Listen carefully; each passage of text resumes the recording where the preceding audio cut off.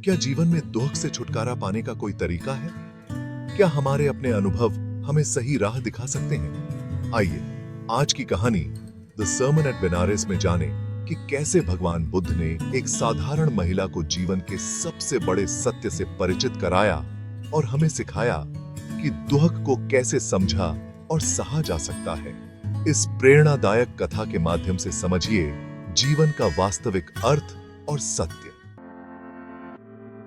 नमस्कार दोस्तों, स्वागत है आप सभी का हमारे चैनल ड्रॉक्स एजुकेशन पर। आज हम क्लास 10 इंग्लिश की किताब फर्स्ट फ्लाइट से अध्याय 10 द सर्मन एट बनारस का विस्तार से हिंदी में विश्लेषण करेंगे। यह अध्याय भगवान बुद्ध के जीवन का एक महत्वपूर्ण प्रसंग प्रस्तुत करता है, जिसमें वे काशी बनारस में दिए गए अपने उपदेश के माध्यम से जीवन और मृत्यु के वास्तविक अर्थ को समझाते हैं।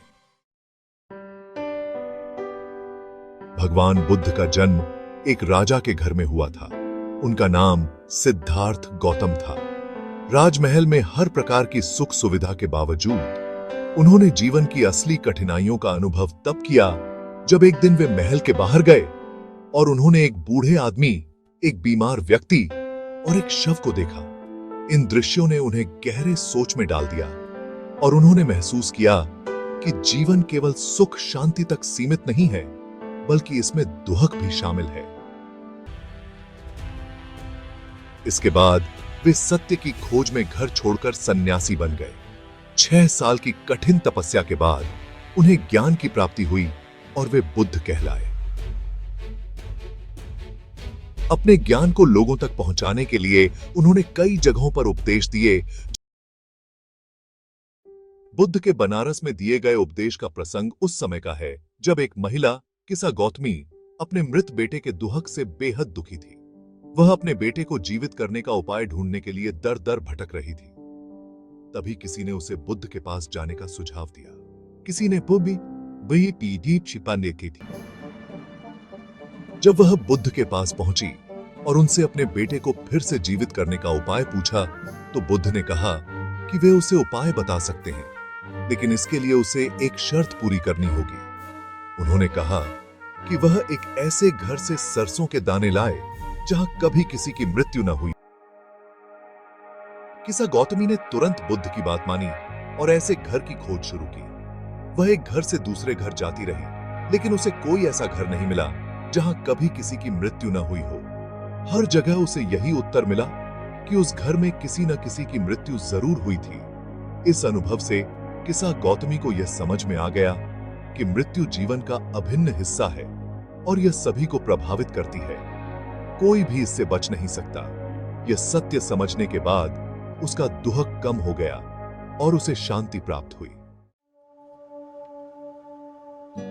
बुद्ध ने अपने उपदेश में कहा कि जिस प्रकार एक जलाशय में जल भरने के बाद भी उसका तल कभी खाली नहीं होता, उसी प्रकार मानव जीवन में दुख का आना भी सुनिश्चित है। उन्होंने यह भी समझाया कि दुख का कारण हमारी इच्छाएं और मोह है। यदि हम अपनी इच्छाओं और मोह का त्याग कर दें, तो हम दुख से मुक्ति पा सकते हैं। दुख जीवन में दुख अवश्यंभावी है। दुख का कारण यह हमारे मोह और तृष्णा के कारण होता है। दुख का निवारण, इसका निवारण संभव है। दुख निवारण का मार्ग, यह 8 प्रकार के मार्गों पर चलने से संभव है, जिसे अष्टांगिक मार्ग कहते हैं। जैसा थी अष्टांगिक मार्ग।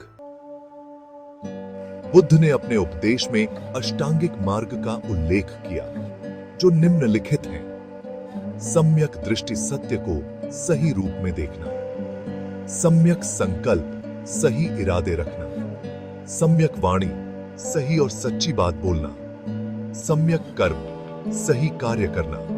सम्यक आजीविका, सही तरीके से जीवन यापन करना। सम्यक प्रयास, सही प्रयास करना। सम्यक स्मृति, सही स्मरण करना। सम्यक समाधि, सही ध्यान लगाना।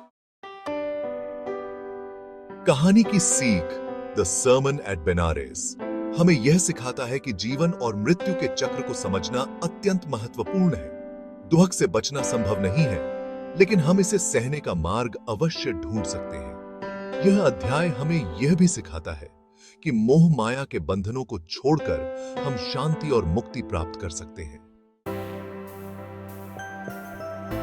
तो दोस्तों, यह था द सर्मन एट बेनारस की पूरी कहानी का हिंदी में विस्तार से विश्लेषण।